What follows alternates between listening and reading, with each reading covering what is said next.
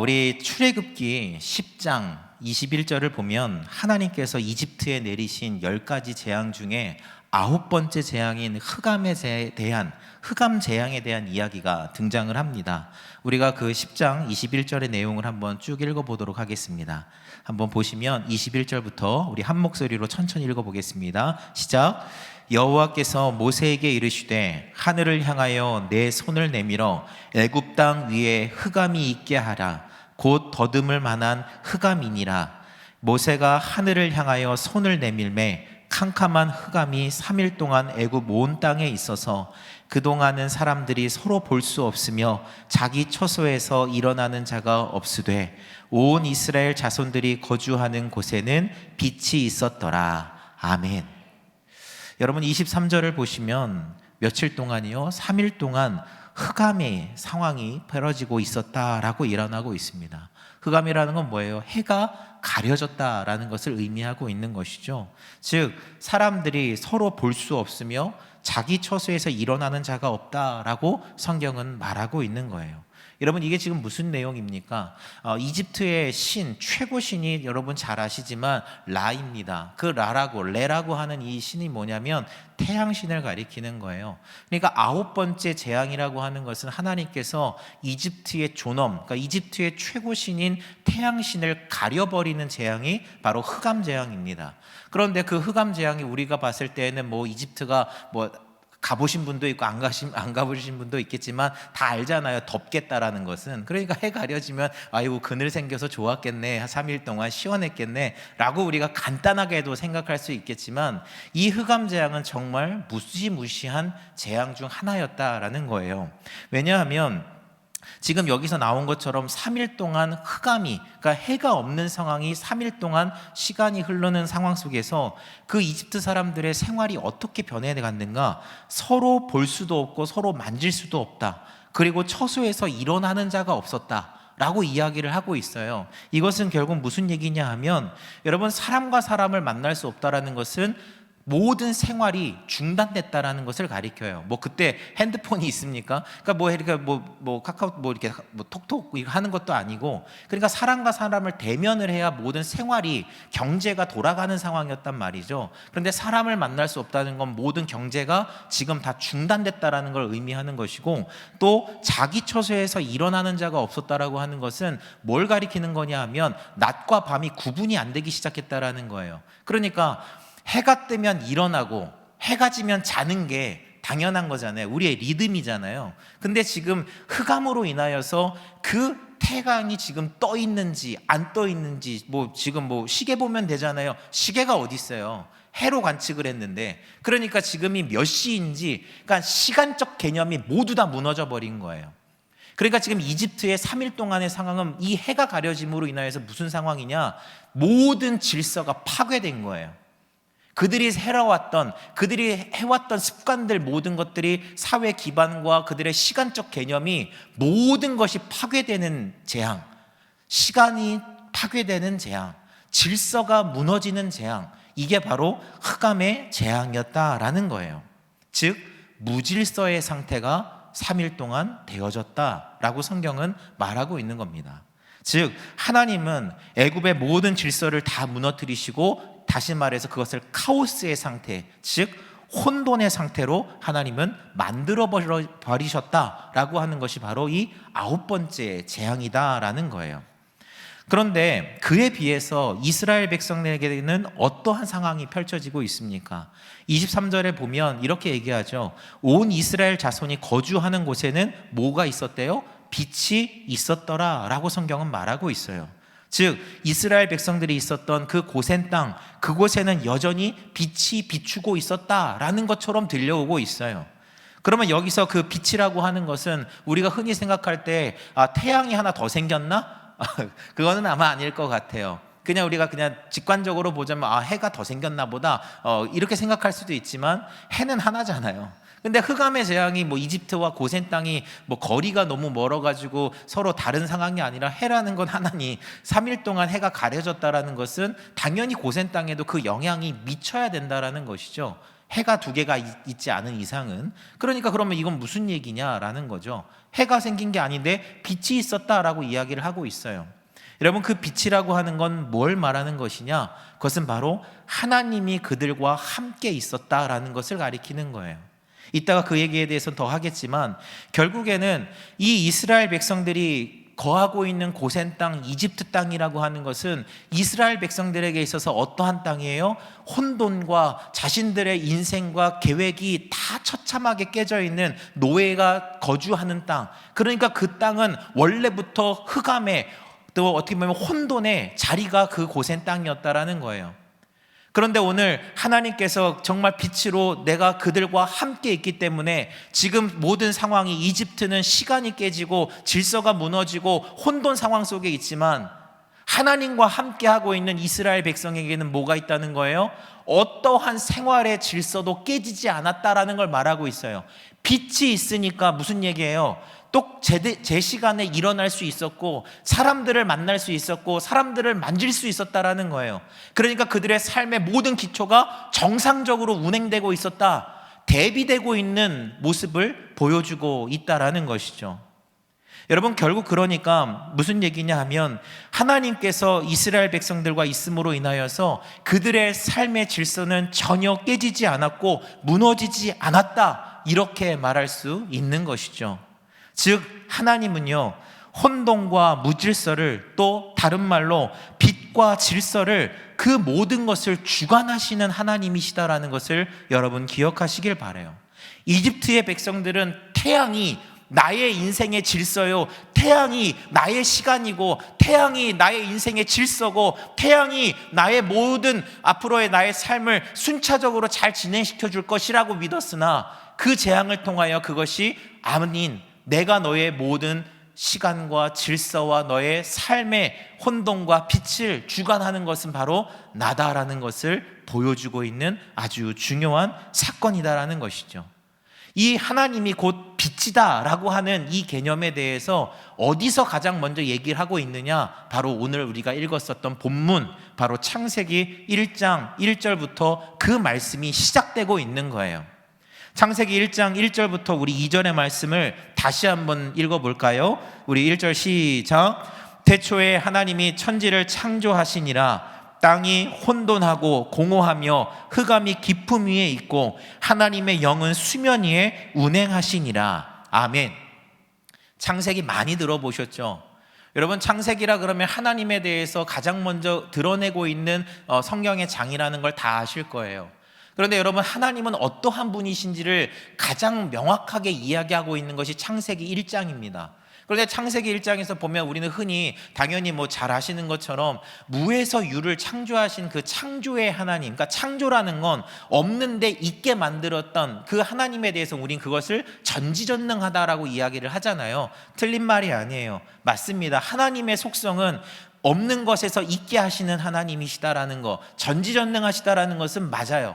그런데 창세기 학자들이 보았을 때 이 창세기를 기록한 이 창세기의 기자, 이 사람이 정말 하나님은 어떠한 분이기를, 하나님이 어떠한 분이신지를 우리들에게 말하고자 했을까라고 더 깊이 파고 들어가면, 하나님은 무에서 유를 창조하시는 하나님이시만 더 중요한 것은 뭐냐 하면, 하나님은 질서의 하나님이다라는 것을 창세기를 통하여 계속해서 말하고 싶은 거예요. 창세기 1장에 통하여서. 그러니까 하나님은 그러면 어떤 하나님이냐? 여러분, 고대 사회 안에서, 우리 고대 근동이라고 하는 지역은 우리같이 물길이 어떻게 저장되어질 수 있는 그런 토양의 재질이 아니에요. 그러니까 비가 많이 오게 되면 물이 범람을 합니다. 그런데 그런 범람을 의도적으로 이제 어떻게 보면 끌어당겨서 풍요로움을 누렸던 땅이 어디 땅이냐면 이집트예요. 나일강이, 그 어떤 농경 사회가 잘 발달될 수 있었던 것이 나일강이 범람하기 때문에 물이 자동적으로 수로를 파지 않아도 물이 때가 되면은 물이 범람하면서 땅에 어떻게 보면 물을 다 척척하게 적시기 때문에 풍년이 있는 것이 그 이집트의 속성이었어요. 그래서 이스라엘 백성들은 농경적인 부분 안에서 투입도 됐지만 고센 땅이라고 하는 것이 목축업에 발달되어 있었던, 그러니까 이집트 사람들은 목축업을 되게 하등한 어떤 일로 보았거든요. 그러니까 이집트에게 있어서는 농사를 짓는 것이 더 상위의 링크에 되어 있는 거고, 그 외에 허드렛 일을 이스라엘 백성들에게 맡겼던 거예요. 근데 어쨌든 이집트를 제외한 다른 고대 사회, 이런 근동 지역은 비가 많이 오면 그게 막 범람을 하면서 자신들이 살아오는 모든 터전이 물로 인하여서 다 씻겨 내려져 가버리는 그런 상태가 늘 반복됐다 그래요. 그러니까 이 고대 사람들에게 있어서 물이라고 하는 것은 무서운 존재예요. 물이라고 하는 건 어떻게 해도 막을 수가 없는 존재, 강력한 힘을 갖고 있는 존재. 물이라고 하는 것은 결국 제가 여기 있는 물을 만약에 이렇게 쏟는다 하면 제가 원하는 대로 정확하게 1cm도 벗어나지 않고 물이 쫙 나가나요? 아니에요. 물을 쏟는 순간 우리가 의도하지 않은, 내가 생각하지 못한 방향까지 물이 다 튀잖아요. 물이라고 하는 것은 고대 사람들에게 있어서 자기 멋대로 하는 거예요. 무질서의 상태예요. 혼돈입니다. 물이라고 하는 건 혼돈, 카오스를 말하는 거예요.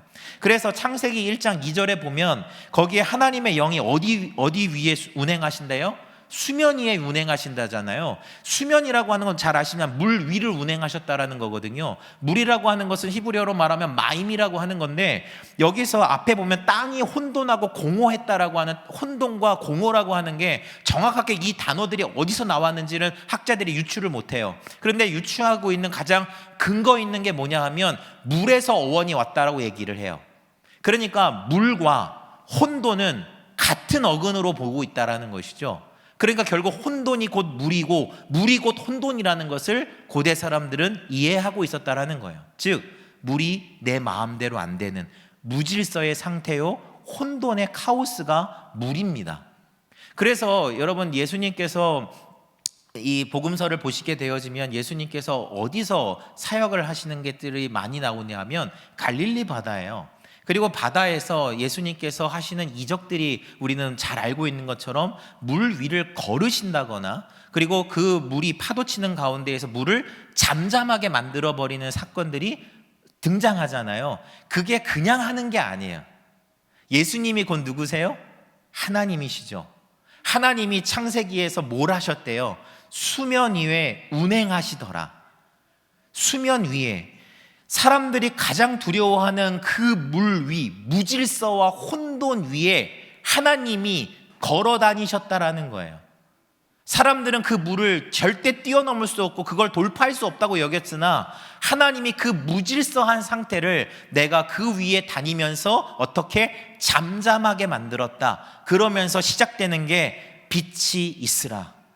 거기서부터 창조가 시작되는 거예요. 그러니까 창조의 개념인 무에서 유를 만드는 개념도 있지만, 또 다른 개념은 뭐냐면 무질서를 질서로 만드는 게 창조입니다. 이해가 되시나요? 그런 가운데 예수님이 그러니까 그 사역을 하시는 거예요. 백성들이, 이스라엘 그 자기의 12명의 제자들이 가장 두려워하던 물 위를 걸으시는 그 사건, 그것은 그냥 능력 자랑하는 사건이 아니라 그들이 가장 두려워하는 무질서와 혼돈의 상황을 내가 그 위에 올라서 걸으시면서 내가 누구인지를 보여주는 사건. 물을 향하여 명령하는, 파도치고 있는, 태풍치고 있는 물을 향하여 잠잠하라 라고 얘기하고 있는 것은, 무질서야 가만히 있어라, 내가 너에게 명령한다, 이제 질서로 바뀌어라, 내가 너의 혼돈을 잠재우겠다 라고 선언하시는 그 이야기가 예수님의 사역이에요. 그런 가운데에서 결국 뭐예요? 지금 이미 하나님은 그 혼돈과 무질서의 상황 속에서 창세기 2장에서 그 위를 다니셨다. 모든 것을 진정시키시고 질서를 잡으셨다라고 말하고 있는, 즉 하나님은 질서의 하나님이시구나 라는 것을 보여주고 있는 것이죠. 즉 하나님은요, 혼돈을 무엇으로 바꾸시는 분이에요? 빛으로 바꾸시는 분이에요. 하나님은 무질서를 질서로 바꾸시는 하나님이신, 바로 전능하신 그 하나님이시다라는 것을 여러분 기억하시기를 바라요. 여러분, 2024년 여러분의 삶은 어떠하셨습니까?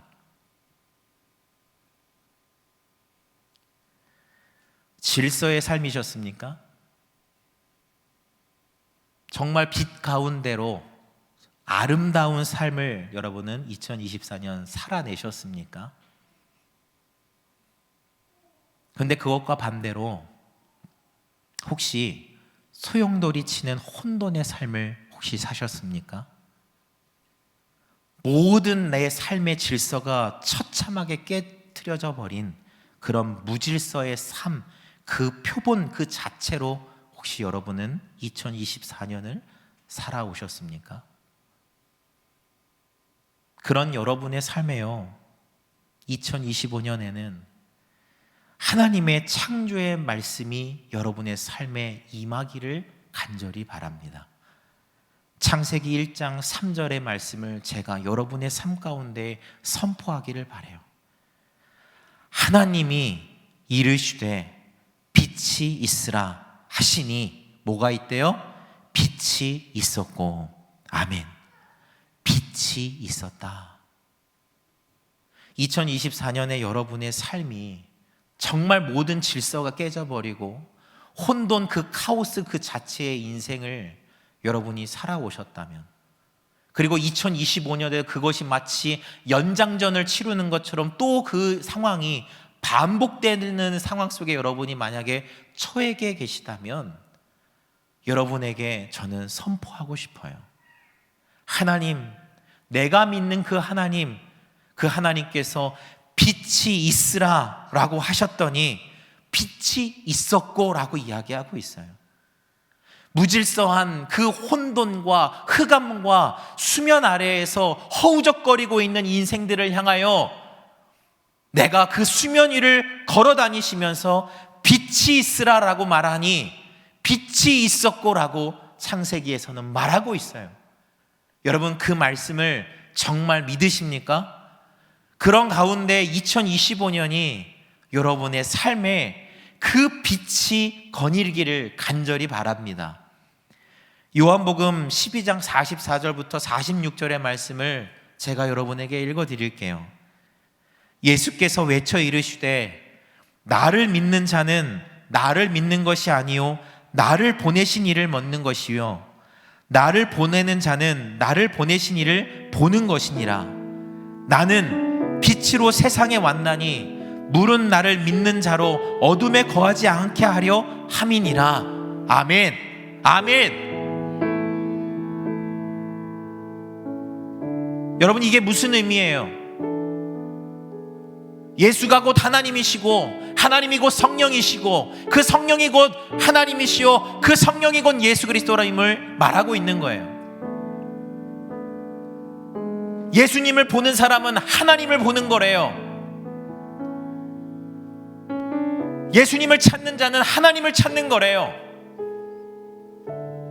그리고 그 예수님은 나는 빛이니 바로 하나님이 빛이다. 나를 믿는 자는 그들의 어둠 속에 있는 더 이상 그들이 어둠 속에 거하지 않고 빛으로 너희들의 인생이 나오게 될 것이다 라고 말하고 있어요. 아까 우리 2025년 표어가 오직 예수라고 말씀드렸잖아요.